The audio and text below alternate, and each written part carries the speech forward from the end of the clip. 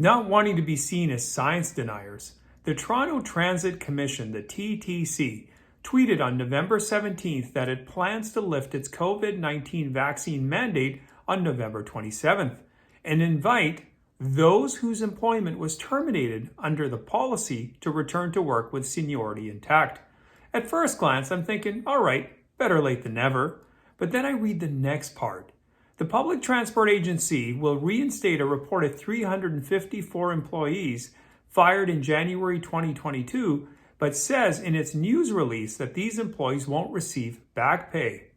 Well, that would be like admitting we were wrong at the TTC, and that's simply a bridge too far. It's not like we're Premier Danielle Smith or something.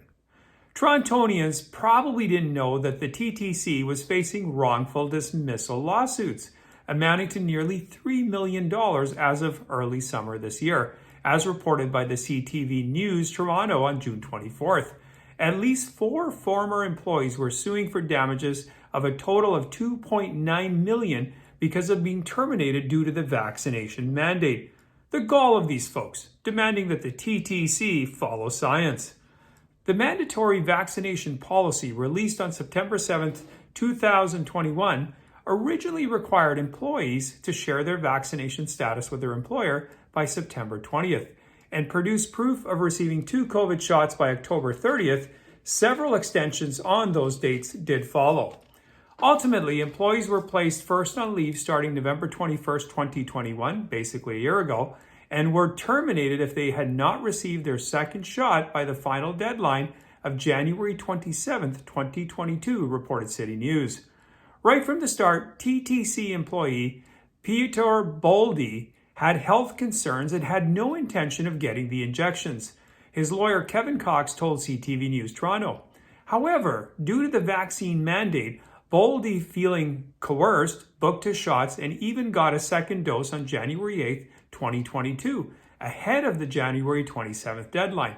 But apparently that wasn't good enough for the TTC, and Boldy was still fired, Fox said, adding that Boldy was working from home at the time and posed little risk of transmitting COVID-19 in the workplace. Not little risk, sir. Zero risk. Another employee, Catherine Watterson, was fully vaccinated but objected to uploading her medical documents to the TTC's online portal. According to court documents obtained by CTV, Watterson said she had security concerns and on October 6, 2021, emailed her supervisors offering to show proof of vaccination via video conference. However, she had her request denied. Then, on October 28th, just weeks later, TTC suffered a ransomware attack. You mean like from a virus? The irony of it all.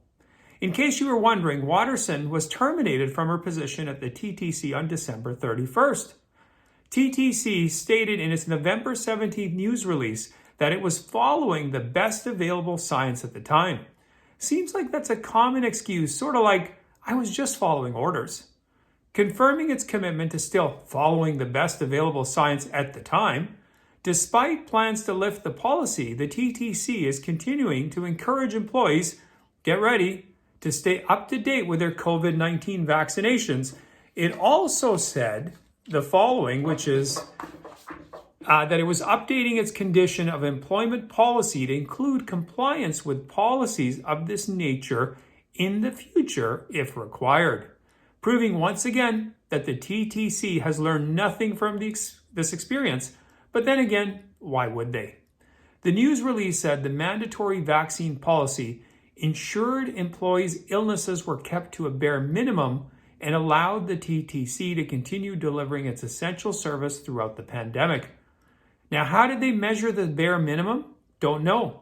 They said it did, so there. I, for one, though, would be really interested in knowing how they're doing with employee illness these days, up or down.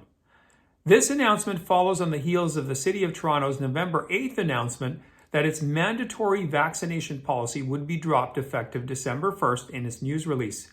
The city said 350 unionized employees who lost their jobs as a result of the mandate would be eligible for reinstatement.